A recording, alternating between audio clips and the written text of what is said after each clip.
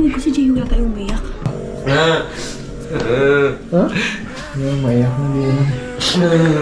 Ano ba? Sinalit ko na namin sa mga ko. Oo eh. Enjoy niyo po yung yung paglabas ng bansa.